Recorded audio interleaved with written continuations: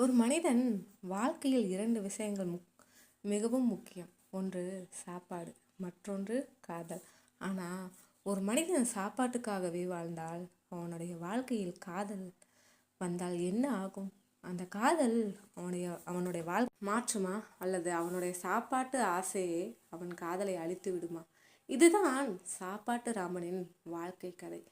திருச்சி அருகிலுள்ள ஒரு சிறிய கிராமம். அந்த கிராமத்தில் இருந்த ஒரு சாதாரண குடும்பத்தில் பிறந்தவன் ராமன்.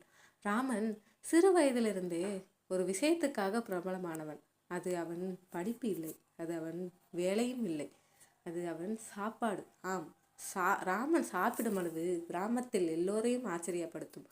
அவன் அம்மா பலமுறை சொல்லுவார், டேய் ராமா, நீ சாப்பிட்ற அளவுக்கு வேலை செய்தா இப்போ பெரிய ஆளா இருப்பியே.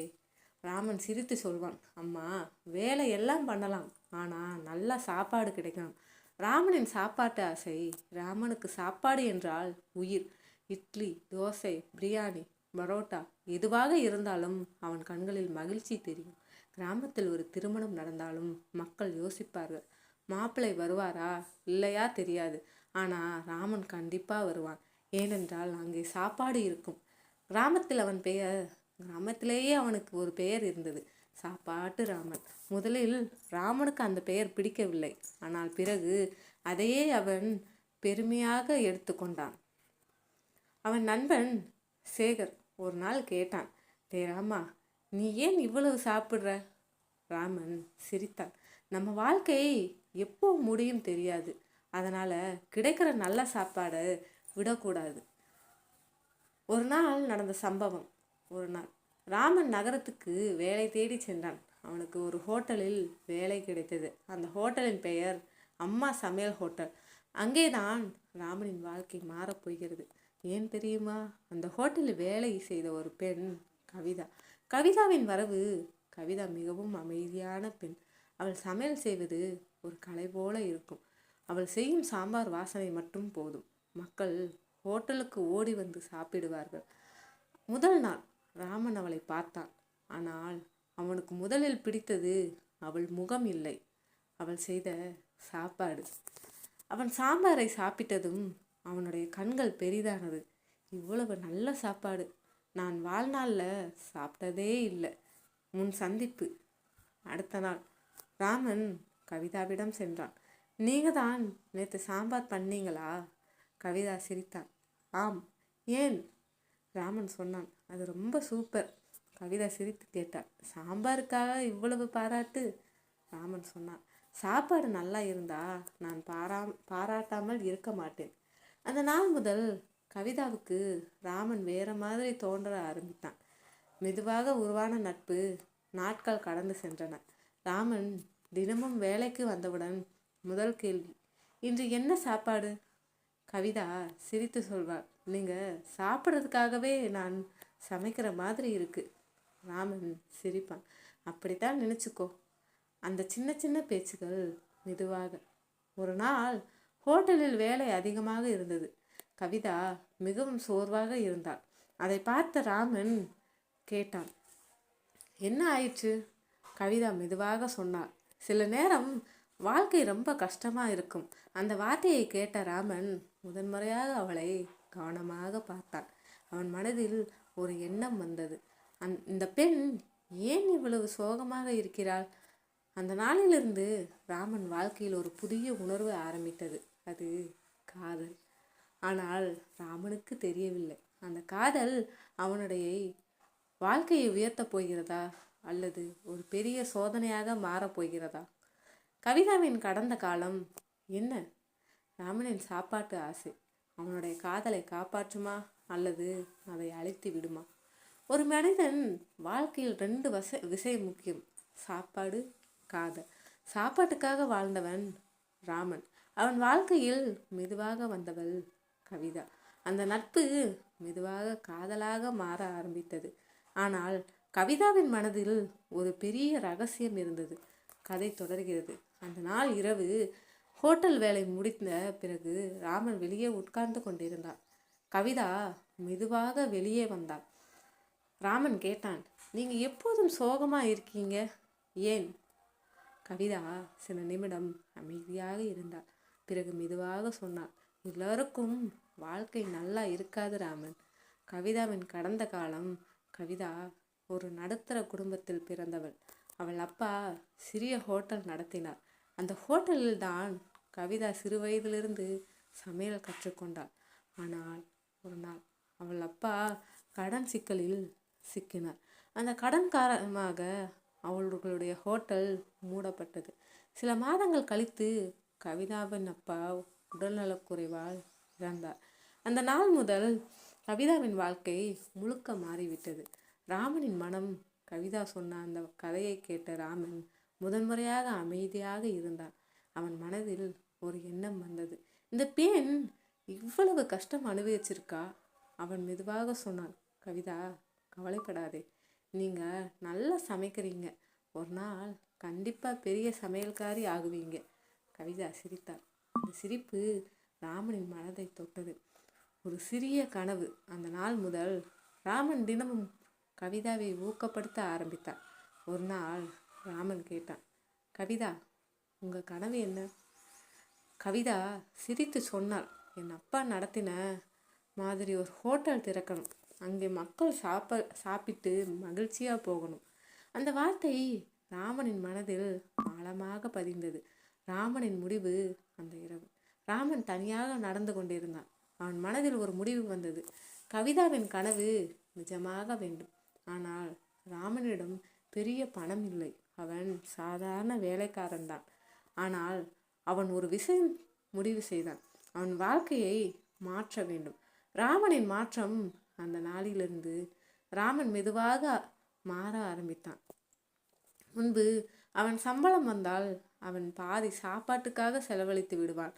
ஆனால் இப்போது அவன் சேமிக்க ஆரம்பித்தான்.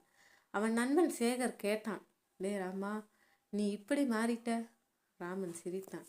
வாழ்க்கையில் சில நேரம் நம்ம ஆசையை விட மற்றவரின் கனவு முக்கியம். காதல் உருவாகும் தருணம். ஒரு நாள் மழை பெய்து கொண்டிருந்தது.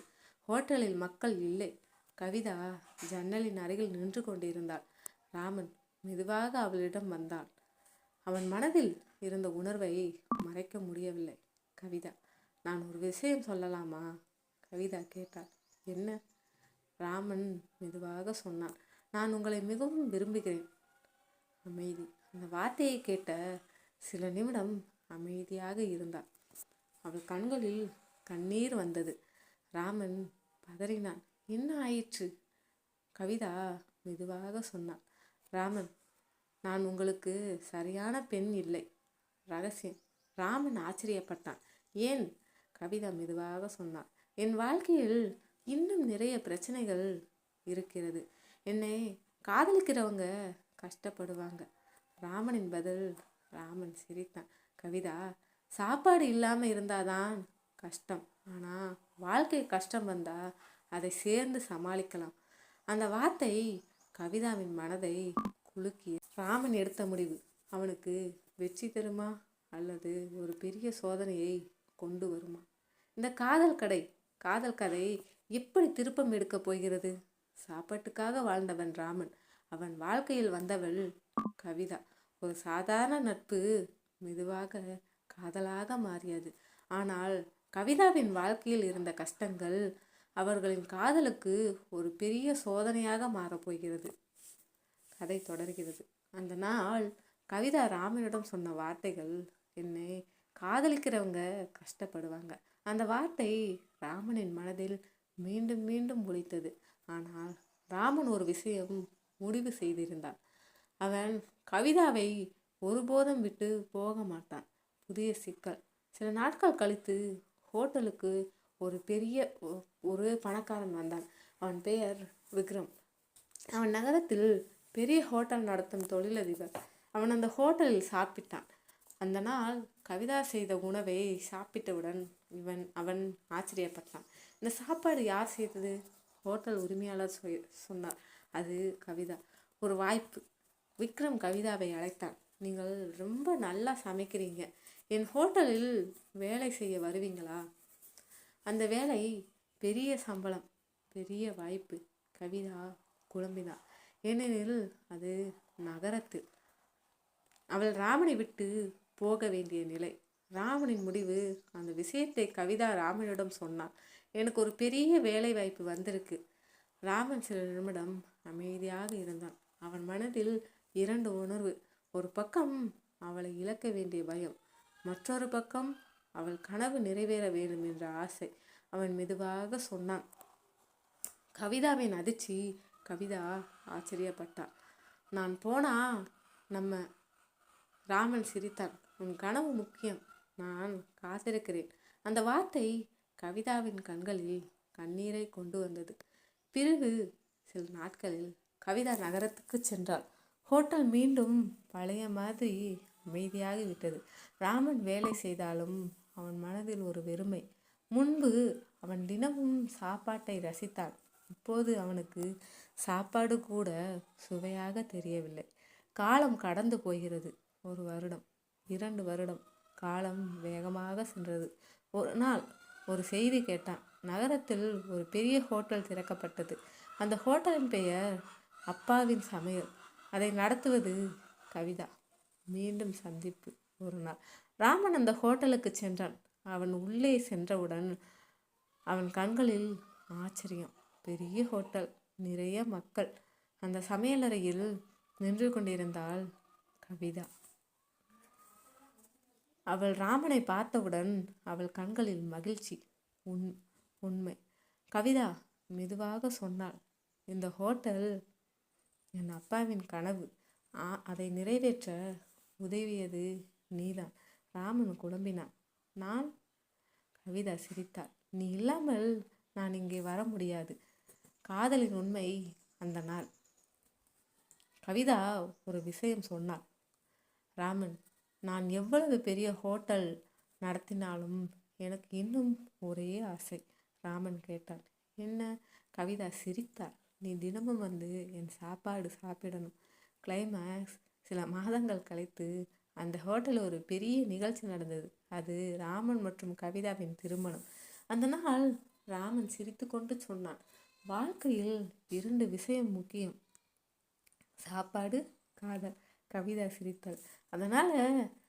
அதனால தான் நம்ம வாழ்க்கை இவ்வளவு இனிமையாக இருக்கிறது.